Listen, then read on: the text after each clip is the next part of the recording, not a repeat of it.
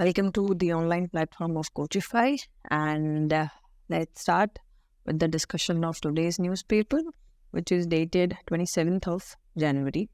तो जो सबसे पहली न्यूज़ है that talks about India and France.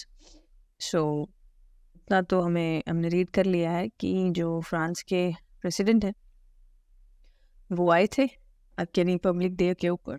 वैसा तो है नहीं कि सिर्फ उन्होंने परेड देखी है, खाना खाया है, जयपुर घूमे हैं और वापस चले गए हैं। ऑब्वियसली बात है, कुछ डील्स भी हुई होंगे साथ में, है ना। तो जो डील्स हैं, आज हम उन डील्स की बात करेंगे कि भाई इंडिया फ्रांस के बीच में कौन सी जो डील्स हैं वो फाइनलाइज हुई हैं। तो जो सबसे फर्स्ट वर्ड इन्होंने मेंशन किया that is a defence ties. तो मोस्ट ऑफ द जो डील्स हैं they are related to defence, ठीक है। सो चले, now the very first thing is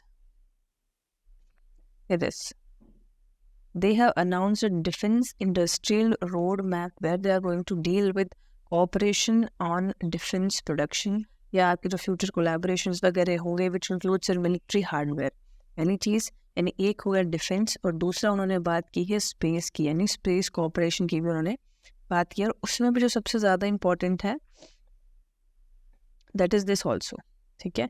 energy पे भी बात हुई है, डिजिटल हेल्थ पे भी बात हुई है, एग्रीकल्चर पे भी बात हुई है और एजुकेशन पे भी बात हुई है। सो जितने भी सेक्टर्स हैं ये आपने ध्यान रखने हैं। एक सिंपल सा क्वेश्चन बनता है कि रिसेंटली इंडिया और फ्रांस के बीच में जो डील्स हुई है उसमें से कौन कौन सा जो सेक्टर है वो इंक्लूड हुआ है, ठीक है। आपको ऑप्शंस में सेक्टर्स मिल जाएंगे और आपको पूछ लेंगे। सो जो दो मेन सेक्टर्स हैं वो अपने याद रखने हैं। First is defence and second is space. तो ये दोनों आपने ध्यान रखने हैं, ठीक है। अच्छा, उसके साथ एक और चीज़ है, यहाँ पे मेंशन भी किया होगा, this Airbus and Tata agree on a joint venture to manufacture helicopters, ठीक है। इन दोनों ने बोला कि ठीक है भाई हम इकट्ठा काम करेंगे और ये न्यूज़ अभी आगे भी आई है। So we are going to see there also. अच्छा, उसके साथ ठीक है, चलें। अभी इस डील के बारे में और बहुत सारी चीज़ें आएंगी, डिटेल में आएगा, आर्टिकल्स आएंगे, इसको थोड़ा और फिल्टर किया जाएगा। तो we are going to study this again also, ठीक है।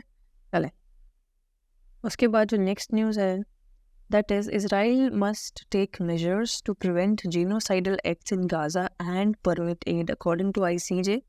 और यहाँ पे ICJ का मतलब है इंटरनेशनल कोर्ट ऑफ जस्टिस। सो आपका जो साउथ अफ्रीका है वो गया था ICJ और उसने बोला है कि इज़राइल जो है वो आपकी गाज़ा में जीनोसाइड्स कर रहा है। दैट इज़ नॉर्मली अगर आप बोलो तो it goes to the mass killing, कि भाई वहाँ पे मास किलिंग हो रही है, ठीक है। तो जो इंटरनेशनल कोर्ट ऑफ जस्टिस है उन्होंने कहा है कि भाई इज़राइल को कुछ करना चाहिए उस मास किलिंग को रोकने के लिए, मतलब you should take some steps. But यहाँ पे एक इंटरेस्टिंग चीज़ ये है कि आपका जो इंटरनेशनल कोर्ट ऑफ जस्टिस है उन्होंने ये नहीं, इस चीज़ पे तो फोकस ही नहीं किया कि भाई इज़राइल जीनोसाइड कर रहा है कि नहीं कर रहा। उनका कहना है कि हाँ भाई वहाँ पे जीनोसाइड हो रहा है, कौन कर रहा है हमें नहीं पता, बट इज़राइल शुड फोकस कि भाई ऐसा नहीं होना चाहिए और थोड़ा सा बहुत उनको सपोर्ट देना चाहिए। That's it.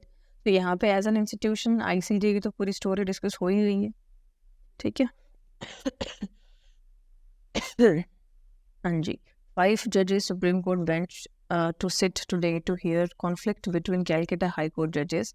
ये बहुत इंटरेस्टिंग सी न्यूज़ है कि कैलकाटा हाई कोर्ट जो है उसके जो जजेस हैं उनमें रिफ्ट हो गया है, ठीक है।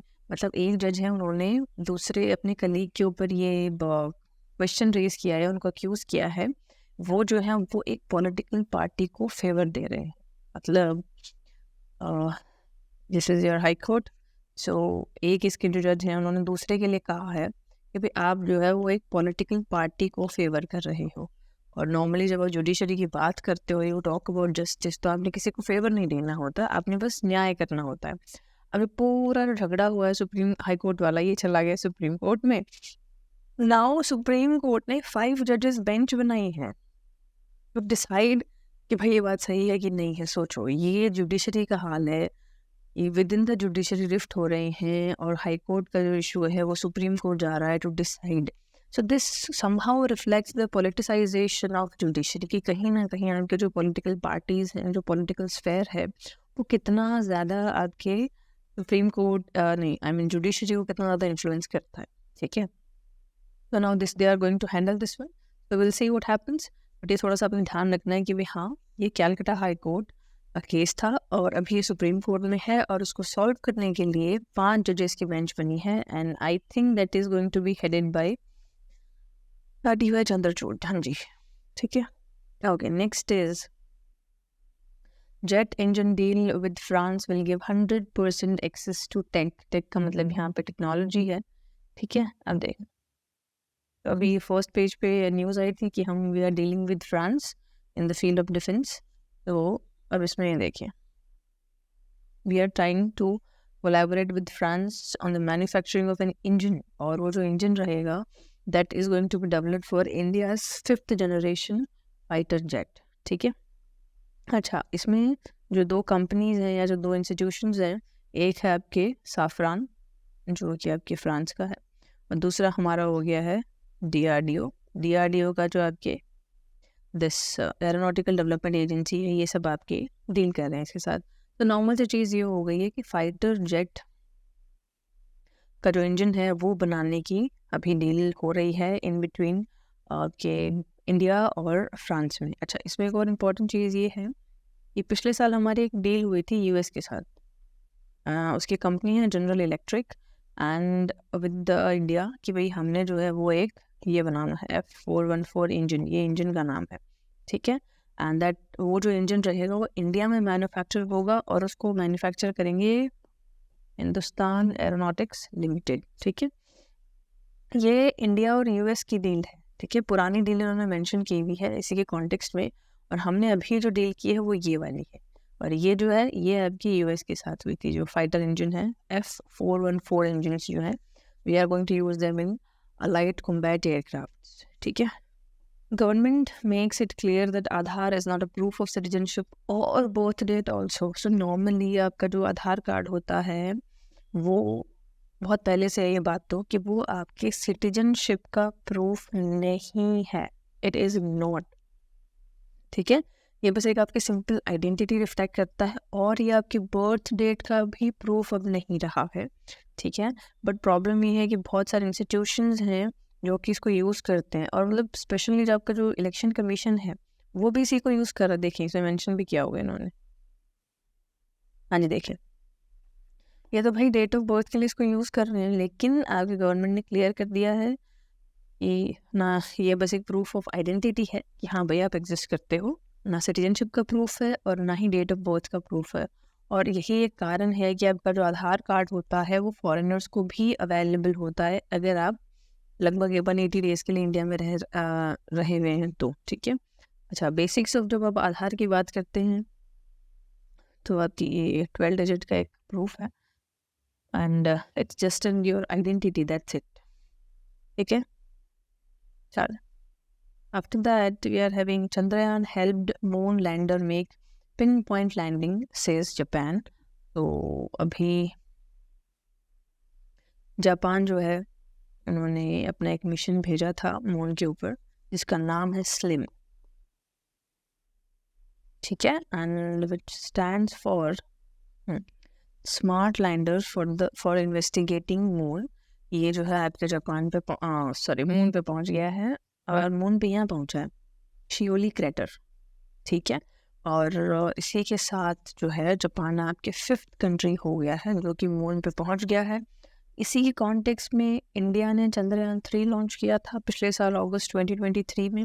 सो Japan is the 5th nation. अब इससे पहले के 4 नेशंस कौन से हैं, that's you have to find out. अगर आपने रीड भी किया हो तो ये एक्सटेंशन है इस न्यूज़ का, तो ये आप देख लें।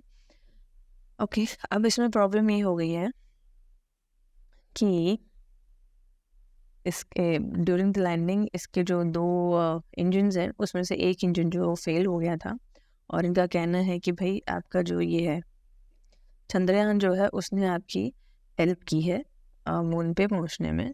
So name of the country और इनका जो मिशन है उसका नाम क्या है। अच्छा, इसके साथ ही ना इसका जो निकनेम है स्लिम का वो मून स्नाइपर है, इट्स वेरी स्मॉल, तो वो छोटा सा बनाया गया ताकि बिल्कुल स्पेसिफिसिटी के साथ ये मून पे पहुंच जाए, ठीक है। And after that we are having ये सारे अभी क्या रिपब्लिक डे के ऊपर काफ़ी सारी चीज़ें आई हैं, the next 25 years of India और वो सब। ये सारे व्यू पॉइंट्स होते हैं, ठीक है। व्यू पॉइंट्स न्यूज़ नहीं होती है। व्यू पॉइंट्स, ठीक है, आपने अपने एक आइडिया दिया है, एक प्रोबेबिलिटीज आपने शो की हैं, सो उसके ऊपर आपको क्वेश्चन नहीं पूछा जाएगा। Next is Tuvalu goes to polls with Taiwan ties in the balance. Taiwan already news में है और तुवालू जो है वो मतलब अभी जो प्राइम मिनिस्टर हैं उनको वो ताइवान का फ्रेंड माना जा रहा है। But the other thing is कि ठीक है, ताइवान में भी इलेक्शंस हुए हैं, कुछ छोटे छोटे जो कंट्रीज़ हैं वो अपने रिलेशंस को रिकन्सिडर कर रहे हैं with the Taiwan. In between एक और जो आपके आइलैंड नेशन है, बहुत ही छोटा सा नेशन तुवालू, उसमें अभी इलेक्शन हो रहे हैं। इंटरनेशनली जब भी किसी कंट्री में इलेक्शंस होते हैं, that's a cause of concern for you, आपको मालूम होना चाहिए। And if you talk about Tuvalu as a country, ये यहाँ कहीं होगा, छोटा सा नेशन है, वो ऑस्ट्रेलिया के नॉर्थ ईस्टर्न साइड में, ठीक है। यहाँ पे तुवालू है और ताइवान भी यही है। Taiwan is somewhere here, this is your Taiwan, ठीक है। तो यहाँ पे अभी आपके इलेक्शंस होने वाले हैं तुवालू में, सो दीज आर इम्पोर्टेंट। देखते हैं कौन जीतता है, will see. Okay, next is Swedish prime minister refuses to negotiate NATO membership with Hungary. So ये न्यूज़ आई थी लास्ट टाइम, और जो टर्की है उसने कह दिया कि चलो ठीक है, will allow the Sweden to be a member of NATO.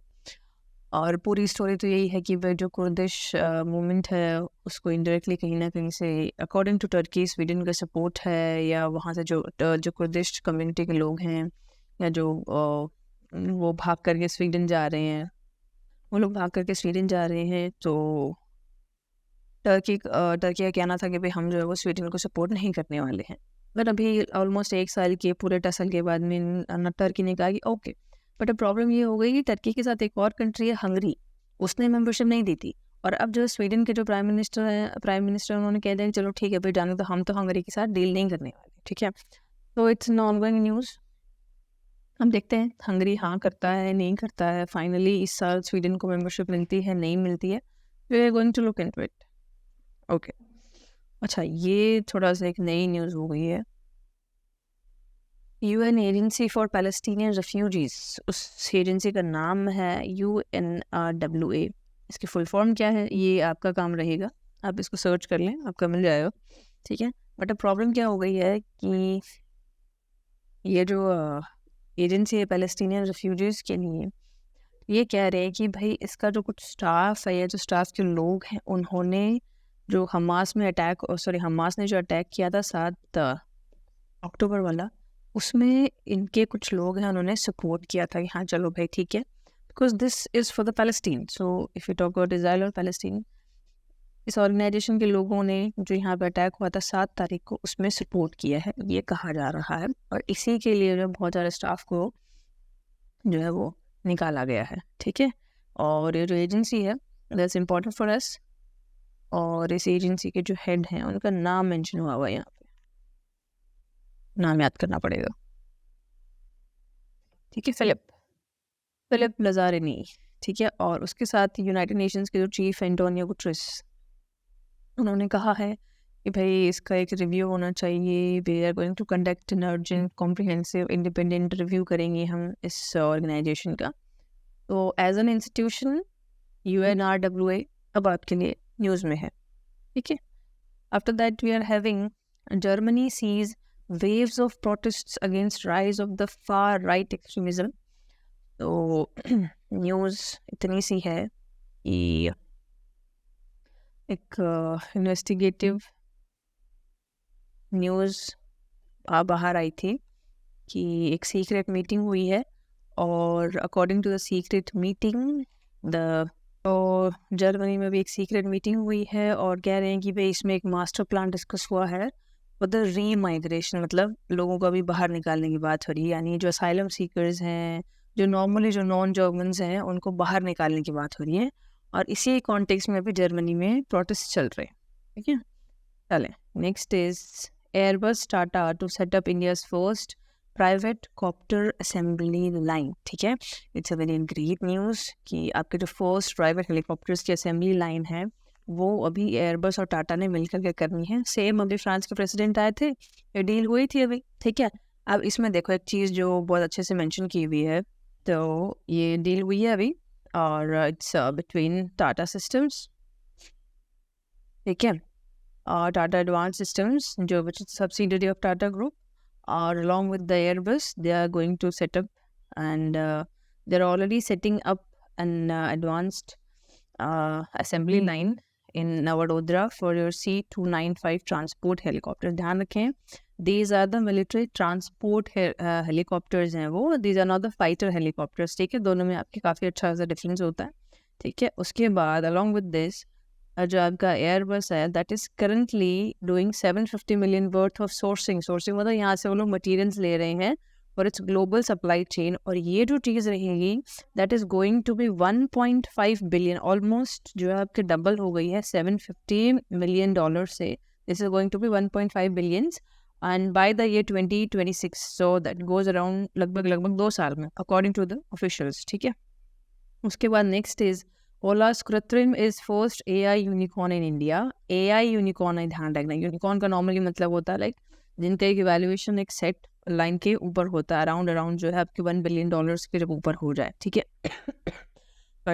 सो जो ओला ग्रुप का AI फर्म है, not the Ola company, but इनकी एक नई सब्सिडरी है and artificial intelligence based subsidiary है जिसका नाम है कृत्रिम, और they have raised an amount of $50 million और जिसका वैल्यूएशन हुआ है $1 बिलियन, अभी फंडिंग हुई थी इसकी। So it has become the first AI unicorn, यानी in the field of artificial intelligence based startups, this is going to be the first unicorn, यानी $1 बिलियन से ज़्यादा इसका वैल्यूएशन हो गया, दैट्स इंपॉर्टेंट, ठीक है। एंड इसके साथ आई थिंक अभी खैर टेनिस के ऑस्ट्रेलियन ओपन चल रहे हैं, सो वो हमने फिर से कवर करना है। However, that's it for today's newspaper. Thank you.